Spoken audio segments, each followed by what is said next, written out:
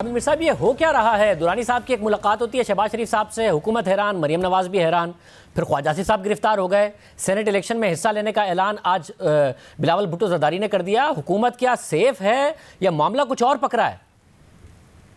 देखें, जो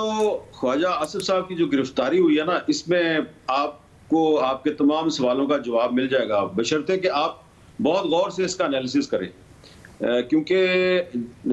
थोड़े दिन पहले जो मोहम्मद अली दुरानी साहब की जो मुलाकात हुई थी, तो उस पर बहुत से लोग ये सवाल कर रहे थे कि नून लीग को भी इस मुलाकात का नहीं था पता, हुकूमत भी कह रही है कि हमें भी इस मुलाकात का नहीं पता, हमने इस मुलाकात का एहतमाम नहीं किया, तो ये मुलाकात किसने करवाई? तो आपके प्रोग्राम में जब फवाद चौधरी साहब जो हैं उन्होंने ये कहा कि जी हुकूमत ने मुलाकात नहीं करवाई, तो उसका क्लिप था जो वो ट्वीट किसी ने किया, तो उस पर ख्वाजा साहब ने लिखा, जवाब दिया कि ये मुलाकात मालिकों ने करवाई। ये कल उन्होंने ये ट्वीट की थी जी। तो इसका मतलब ये है कि ख्वाजा साहब जो है वो ये बताना चाह रहे थे कि ये मुलाकात जो है ये शहबाज शरीफ साहब तक जो मैसेज गया है मोहम्मद अली दुरानी साहब का, वो कोई सियासी हुकूमत की तरफ से कोई मैसेज नहीं गया, किसी और तरफ से गया। अब ये बात मैं आपको इसलिए बता रहा हूँ कि ख्वाजा साहब ने ये बात मेरे साथ भी की थी कि उनको भी कहा जा रहा है, उनके और भी साथियों से कहा जा रहा है जी कि हमें गलती का एहसास हो गया और शहबाज शरीफ साहब जो है वो उनके गिरफ्तार होने के बाद हालात बड़े ख़राब हो गए हैं, पीटीएम और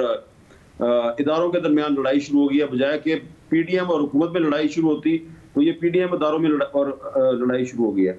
उसके बाद से आपको याद होगा कि अक्टूबर में जो पीडीएम का पहला जलसा हुआ था गुजरांवाला में, उसके बाद ख्वाजा आसिफ साहब ने ये कहना शुरू कर दिया था कि मुझे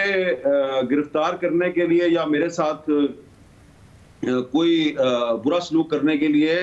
हुक्म दे दिया गया। तो उसकी उस्मान डार साहब ने तरदीद की थी, बल्कि उन्होंने कहा था ख्वाजा आसिफ बड़ा झूठा आदमी है, इसमें 62-63 लगनी चाहिए, ये झूठ बोल रहा है, इसके साथ कुछ भी नहीं होगा। तो आज तो ख्वाजा साहब गिरफ्तार हो गए। तो ये जो ख्वाजा साहब की गिरफ्तारी है ना, इस गिरफ्तारी से मैं समझता हूँ कि हुकूमत के वो तमाम गुजरा जो ये कह रहे हैं जनाब कि पीडीएम टूट गई और पीपल्स पार्टी की वो बल्ले बल्ले कर रहे हैं और बड़े खुशी का इजहार कर रहे हैं, लेकिन ये जो गिरफ्तारी है ना, ये उनके खौफ की एक गमाजी कर रही है कि कहीं ना कहीं से वो बड़े परेशान हैं। और ख्वाजा आसिफ जो है उसकी गिरफ्तारी इसलिए बड़ी इंपॉर्टेंट है, बड़ी सिग्निफिकेंट है कि ख्वाजा साहब जो है ये वो आदमी थे जिन्होंने जो आर्मी चीफ की दोबारा तकर्री हुई थी, जो एक्सटेंशन जिसको हम कहते हैं,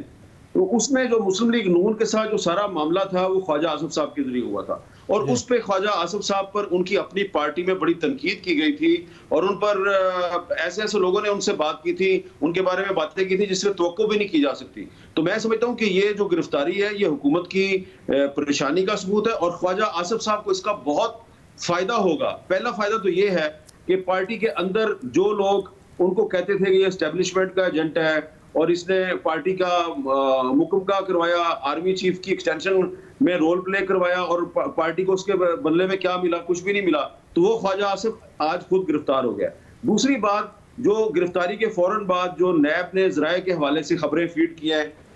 कुछ मखसूस टीवी चैनल्स को, और वो बता रहे हैं जी ख्वाजा आसिफ की ये भी जायदाद है, ये भी जायदाद है, वो सारी वो जायदादें बताई जा रही हैं जो ख्वाजा आसिफ साहब ने खुद अपने जो एसेट्स हैं उसको खुद डिक्लेयर की हुई है। और आप देख लीजिएगा पहले भी 1999 में भी जब मुशर्रफ की हुकूमत आई थी तो यही एसेट्स बियॉन्ड मींस का केस जो है वो उन पे नैब ने बनाया था और ख्वाजा साहब जो है वो सुरखरू होकर निकले थे। अब इस पर तो अभी वो आज गिरफ्तार हो गए हैं। आप देखेंगे कि जब वो वापस आएंगे विक्ट्री का निशान बनाते हुए आपके प्रोग्राम में आके वो आपके सवालों का जवाब देंगे।